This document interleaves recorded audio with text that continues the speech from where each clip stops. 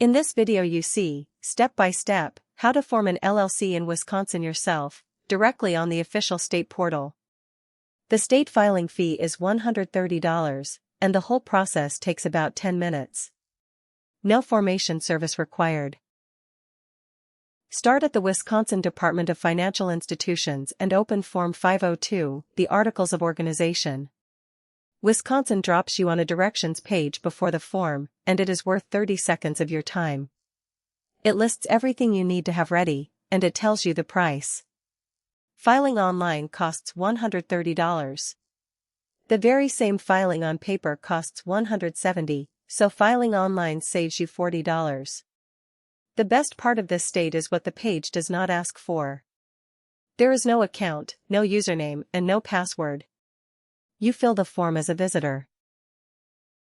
Article 1 is the name, and Wisconsin is blunt about it. The page says that problems with name choices are the #1 reason submissions get rejected. Your name has to carry one of the accepted endings. Limited Liability Company, Limited Liability Co., Limited Company, the abbreviation LC, or the ones most people use, LLC with or without periods. Before you type anything, search the CRIS database that this page links to. And read the warning underneath carefully. Wisconsin tells you not to assume a name is free just because your CRIS search came up empty, because the department applies standards that the guide does not spell out. Articles 3 and 4 come together on one screen, and this screen offers you a choice that is easy to miss. The registered agent is the official contact who receives legal papers for your company, and Wisconsin requires that contact to have a physical Wisconsin address. The top half of the page takes an ordinary person. First name, last name, email, done. But look below the line that says or. There is a button labeled Select Entity, and that is the one most founders actually want. It lets you name a company that is already registered in Wisconsin as a professional registered agent. If you do not live in Wisconsin, and especially if you are forming this company from outside the United States, you will almost certainly hire one of these services rather than name yourself. Let us take that route. Select Entity hands you over to Wisconsin's corporate records search, and it will bring you back to your form afterwards, so nothing you have typed is lost. Type the name of the agent service you have hired and search. Read this results table carefully, because it is doing more work than it looks. The ID column is the state's own entity number. The type column tells you what each record is, and you can see here that a plain text search pulls in records that merely contain those words, including one that is not an agent service at all. The status column is the one that matters most. You want a record that is properly registered and current, not one marked delinquent or dissolved. Find the exact company you signed up with, check its status, then click Select on that row. Back on the form, notice what changed. The name of the company you picked now appears next to the word entity, and the whole individual name block above it has gone gray and cannot be typed into. That is Wisconsin enforcing its own rule that you may specify only one registered agent. If you pick the wrong one, the buttons underneath let you fix it. Change Entity reopens the search, and Use Individual takes you back to naming a person. Two fields still need you. An email address for the agent, and Article 4, the registered office address. Do not invent that address. It has to be the agent's own physical Wisconsin location, and your agent service will give you the exact wording to enter. A post office box may be part of it but never the whole of it. Article 5 is the principal office, the main place where your business actually operates. Look closely at the difference from the previous screen. There, the state was locked to Wisconsin. Here you can type any state or province you like, and there is a country drop-down underneath. That is deliberate.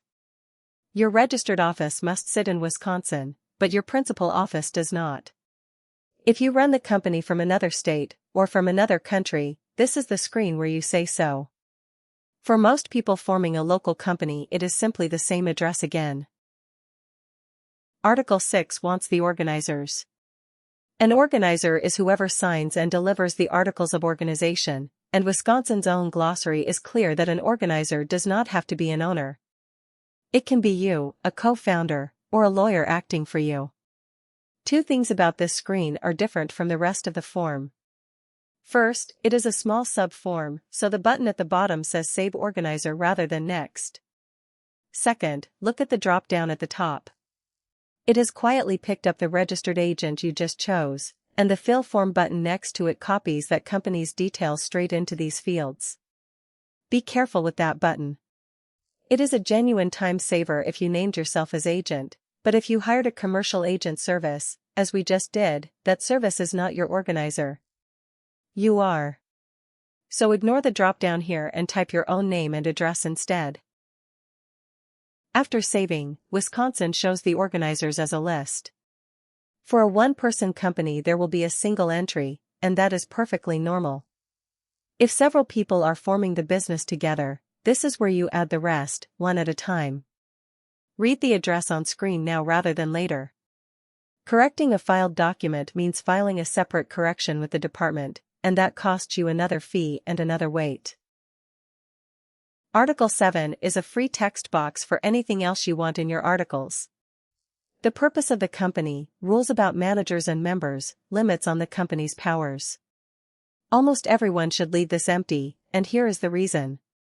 Anything that belongs in your operating agreement is better off in your operating agreement, which is a private document you keep yourself.